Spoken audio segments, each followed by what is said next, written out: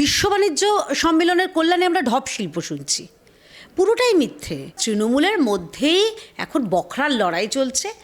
যে যত বেশি বলিয়ান হবে, যে যত বেশি শক্তিশালী হবে, তার সম্ভবত বখরাটা বেশি। তৃণমূলে এখন স্পষ্ট দুটো ভাগ, একটা হচ্ছে পিসির তৃণমূল, একটা ভাইপো তৃণমূল, একটা আদি তৃণমূল, একটা নব্য তৃণমূল, একটা 2000-এর আগে 21-এর আগের তৃণমূল, একটা 2021-এর পরবর্তীকালের তৃণমূল। ফির একবার মোদী সরকার, আর 2024-এ और एक बार मोदी सरकार।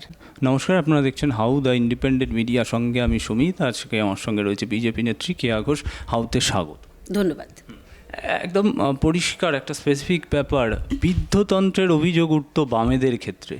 কুণাল ঘোষ সেই বৃদ্ধতন্ত্রের অভিযোগকেই আবার একটা উস্কে দিলেন। ঠিক অভিযোগের তীরটা হচ্ছে সুদীপ বন্দ্যোপাধ্যায় এবং সৌগত রায়। বললেন যতদিন দেহত্যাগ নয় ততদিন পদত্যাগ নয়। কোথাও কি একটা আড়াআড়ি লড়াই চলছে? অভিষেক লবি, মমতা ব্যানার্জির লবি, কী মনে হচ্ছে? দেখুন, তৃণমূলে এখন স্পষ্ট দুটো ভাগ, একটা হচ্ছে পিসির তৃণমূল, একটা ভাইপো তৃণমূল, একটা আদি তৃণমূল, একটা নব্য তৃণমূল, একটা 2000-এর আগে 21-এর আগের তৃণমূল, একটা 2021-এর পরবর্তীকালের তৃণমূল। অর্থাৎ এটা একটা স্পষ্ট কম্পিটিশন বলবো, নাকি আগেও দেখেছি সাদা হাতি, অ্যালসেশিয়ান, ডোবারম্যান, এইসব লড়াই দেখেছি। তৃণমূলের মধ্যে গোষ্ঠীদ্বন্দ্ব তো নতুন কিছু নয়।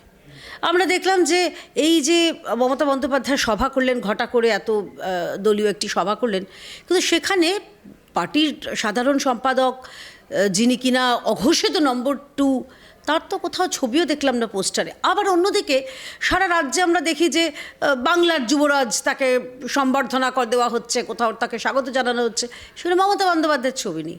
অর্থাৎ তৃণমূলের মধ্যেই এখন বখরার লড়াই চলছে। যে যত বেশি বলিয়ান হবে, যে যত বেশি শক্তিশালী হবে, তার সম্ভবত বখরাটা বেশি। সেই কারণে এটা তৃণমূলের, দেখুন, লড়াইটা তো প্লেন একটাই জায়গায়।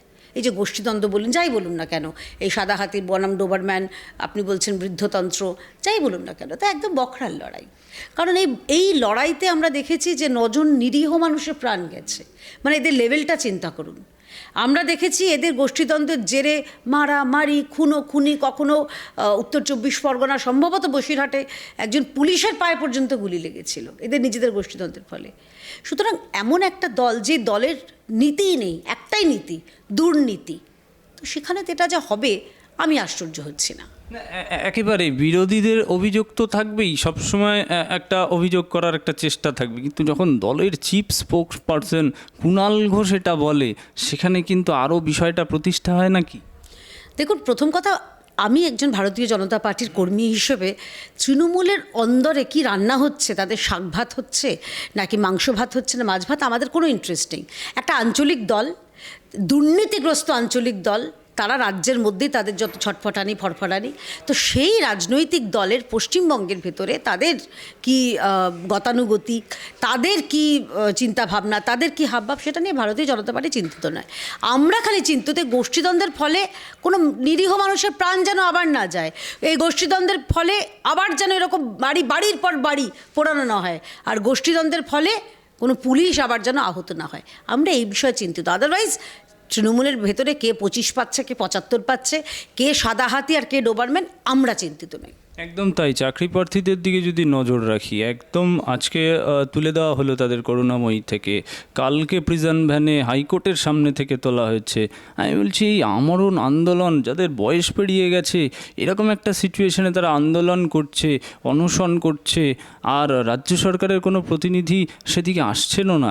আমি বলছি, তাহলে কি নজর ঘোরাতেই এই জিনিসগুলো, এই যে বিশ্ব বাণিজ্য সম্মেলন দেখলাম, আমরা সব দেখলাম, কিন্তু এই যে এতগুলো বছর তাদের জীবন থেকে চলে গেল, চাকরি পাওয়ার প্রায় আশা নেই, কী অবস্থা? আপনি যখন বিশ্ব বাণিজ্য সম্মেলনের কথাই বললেন, দেখুন, আমরা পশ্চিমবঙ্গের মানুষ, আমরা শুনেছিলাম চপশিল্প, সৌজন্যে মমতা বন্দ্যোপাধ্যায়। বিশ্ব বাণিজ্য সম্মেলনের কল্যাণে আমরা ঢপ শিল্প শুনছি, পুরোটাই মিথ্যে। গত এই 7বার, সম্ভবত এটা 7বার বিশ্ব বাণিজ্য সম্মেলন হচ্ছে।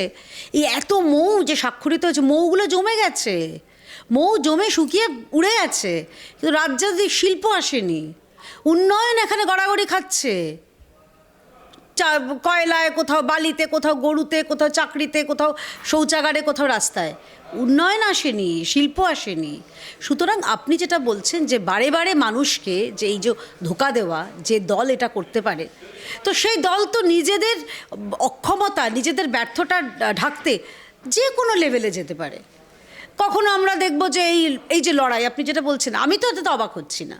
এই যে নতুন বনাম পুরনো, আপনারাও আপনাদের এয়ার টাইমটা আপনারা খরচ করে এই নতুন বনাম পুরনো তৃণমূলের অন্তর্দ্বন্দ্ব নিয়ে আমরা লড়াই করছি, আর ভুলে যাচ্ছি সেই সব মানে প্রদীপের আড়ালে থাকা, একদম তলায় যারা রয়েছে, অন্ধকারে রয়েছেন, সেই সব চাকরি প্রার্থীদের কথা, যোগ্য চাকরি প্রার্থীদের কথা, যাদের একমাত্র অপরাধ তারা সাদা খাতা জমা দেননি, তাদের বাবা মায়ের লক্ষ লক্ষ টাকা নেই, তাদের একরের পর একর অসৎ উপায়ে জমি নেই বলে তারা আজকে রাস্তায় বসে রয়েছেন।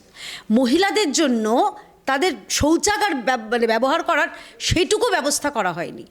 আমার মনে আছে খুব নির্দিষ্টভাবে ভারতীয় জনতা পার্টির তরফ থেকে আমরা রাজনৈতিক দল হিসেবে নয়, মানুষ হিসেবে, মানবিক দিক থেকে আমরা একটা বায়ো টয়লেটের ব্যবস্থা করতে চেয়েছিলাম গান্ধী মূর্তির পাদদেশে।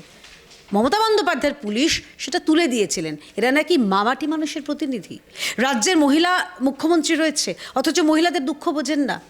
ইনি শুধুমাত্র দেখুন, মা শারদা বলেছিলেন আমি 17 মা অ17 মা, মমতা বন্দ্যোপাধ্যায় বলেন আমি শুধুমাত্র অসতের মা। কারণ এই দলটাই পুরো অসৎ, দুর্নীতিগ্রস্ত, আর এই চোর জোচ্চোর লুটেরা দিয়ে ভর্তি। কিন্তু এই বিশ্ব বাণিজ্য সম্মেলন থেকেই তো আমরা আরেকটা পেলাম, রিলায়েন্স গোষ্ঠী কিন্তু একটা ইনভেস্টের কথা বললেন, আর রিলায়েন্স গোষ্ঠীর ইনভেস্ট কিন্তু টাটার পরে একটা ভরসাযোগ্য ইনভেস্টমেন্টের আভাস পাওয়া যাচ্ছে। সম্ভাবনা রয়েছে শিল্পে? ওই যে আমি বললাম চপ আর ঢপ, মাননীয় মুকেশ আম্বানি সাহেব তিনি 2019-এও এসেছিলেন, আপনারা সাংবাদিক নিশ্চয়ই মনে থাকবে। 19-এর পরে 4টে গ্রীষ্ম, বর্ষা, বসন্ত, শীত সব পেরিয়ে গেছে। আমরা কিন্তু কোনো বিলগ্নীকরণ এখানে দেখিনি, পশ্চিমবঙ্গে কোনো লগ্নীকরণ দেখিনি। আজকে উনি এবারে এসে উনি বললেন এই 20,000 কোটি টাকার একটা আমরা যেটা গল্প শুনতে পাচ্ছি। দেখুন, এই 20,000 কোটি টাকার মধ্যে প্রায় 70 থেকে 75% হচ্ছে উনি যেটা করবেন রাজ্য জুড়ে ওই অপটিক্যাল ফাইবার বিছানো হবে। সেটা আমি কোম্পানিটার নাম নিচ্ছি না, কিন্তু একটি যে মোবাইল যারা সার্ভিস দেয়, ইন্টারনেট সার্ভিস দেয়, তাদের জন্য সুবিধা হবে। হোক না, ভালো তো, কিন্তু এটাতে কতজন, শিল্প নয়, একটা শিল্প হলে যেখানে হাজার হাজার কর্মী তারা চান্স পাবেন, চাকরি পাবেন, অনুসারী শিল্প গড়ে উঠবে। অর্থাৎ একটা শিল্পকে শুধুমাত্র সেই শিল্পটাতে না, বড় শিল্পকে গড়ে অনেকগুলো ছোটো ছোটো অনুসারী শিল্প গড়ে ওঠে। এখানে তো সেটা হবে না।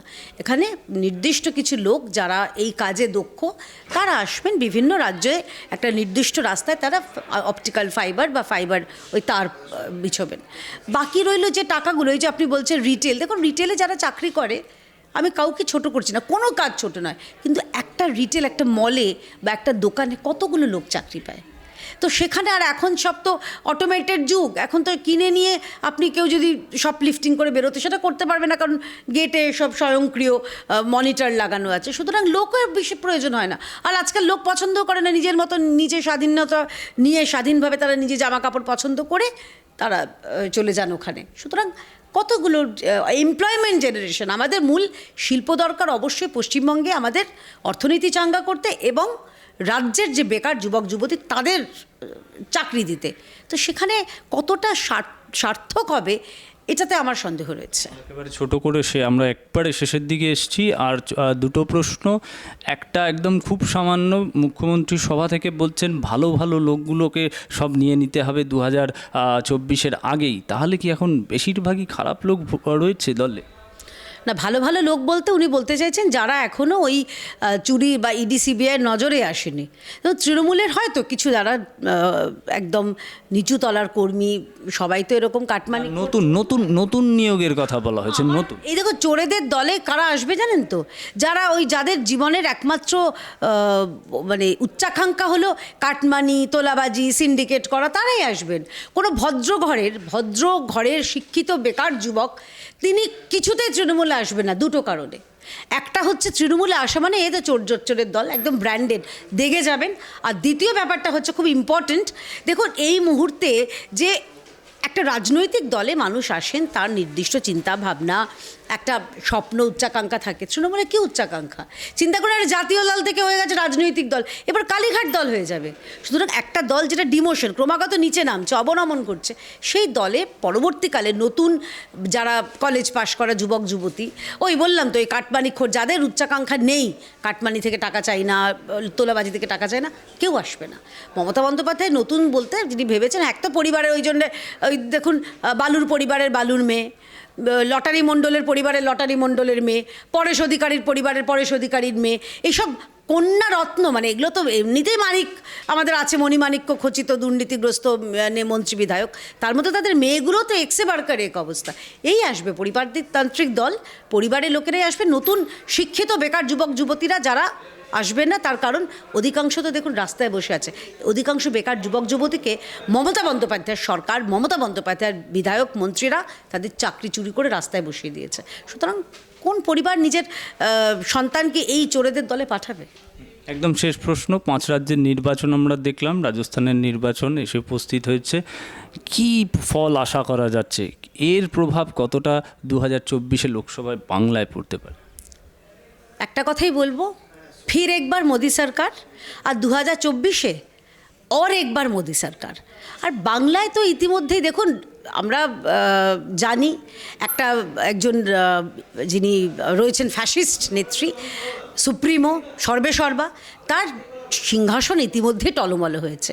24 রেজাল্টের পরে আমি তো বললাম, আগে ছিল জাতীয় দল, পরে আঞ্চলিক, এবার কালীঘাট কেন্দ্রিক দলে পরিণত হবে। কিন্তু একদম একটা জিনিস দেখা যাচ্ছে যে মানুষ কিন্তু 77টা এমএলএ বিজেপিকে দিয়েছিল, এখন 68 এসে দাঁড়িয়েছে। আমি বলছি এমএলএ তো ধরেও রাখা যাচ্ছে। আপনি বিমানবাবুকে জিজ্ঞেস করুন।